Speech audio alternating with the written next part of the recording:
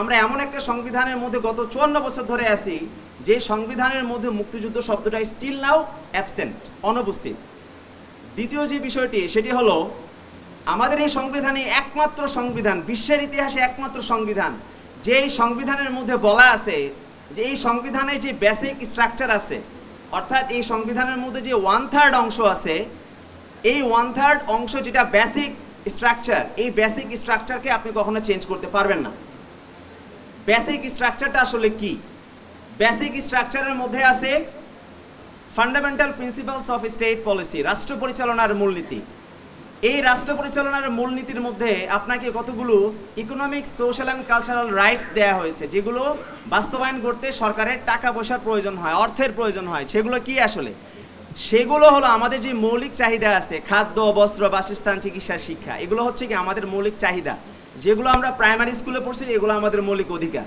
আসলে এগুলো আমাদের মৌলিক অধিকার না, এগুলো হলো রাষ্ট্র পরিচালনার মূলনীতি। এগুলোকে বাংলাদেশের সংবিধানের 2য় চ্যাপ্টারের মধ্যে রাখা হয়েছে।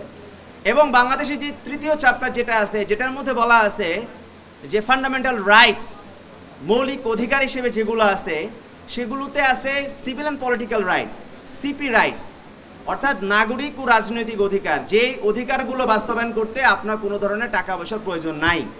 তো আপনি 54 বছর পরে এসে আপনি যদি বাংলাদেশের জনগণকে প্রশ্ন করেন যে আমরা এমন একটা সংবিধান কি চাই যে সংবিধানের মধ্যে আমার খাদ্য, বস্ত্র, বাসস্থান, চিকিৎসা, শিক্ষা সেগুলো মৌলিক অধিকার হিসেবে স্বীকৃত না, এমন কোনো সংবিধানকে আমরা চাই কিনা? এই সংবিধান কিন্তু আসলে আমরা চাই না। এবং এই মৌলিক চাহিদাগুলোকে মৌলিক অধিকার হিসেবে স্বীকৃত না করার কারণে 1972 সালে যে সংবিধান, সেই সংবিধানে যারা গণপরিষদের যারা সদস্য ছিলেন, সেখান থেকে 2 জন কিন্তু শুধুমাত্র এই কারণে তারা এই সংবিধানের স্বাক্ষর করেন নাই।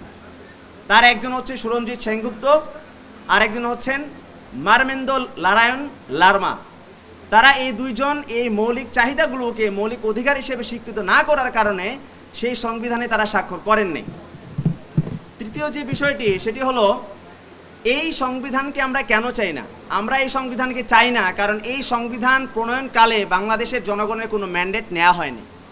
এই সংবিধানের যে গণপরিষদ ছিল, একটা সংবিধান প্রণয়ন করতে গেলে প্রথম আপনার যেটা প্রয়োজন সেটা হলো জনগণ দ্বারা নির্বাচিত একটা গণপরিষদ। যেই গণপরিষদের মধ্যে যারা নির্বাচিত প্রতিনিধি থাকবেন তারা জনগণের প্রতিনিধিত্ব করবেন। এই একটা গণপরিষদ বাংলাদেশের মধ্যে আমরা গঠন করতে পারিনি। বাংলাদেশের মধ্যে 1972 সালে যে গণপরিষদ গঠন করা হয়েছিল, সেই গণপরিষদ কিন্তু গঠন করা হয়েছিল 1970 সালের প্রাদেশিক নির্বাচনে যারা জয়ী হয়েছিলেন তাদের মাধ্যমে।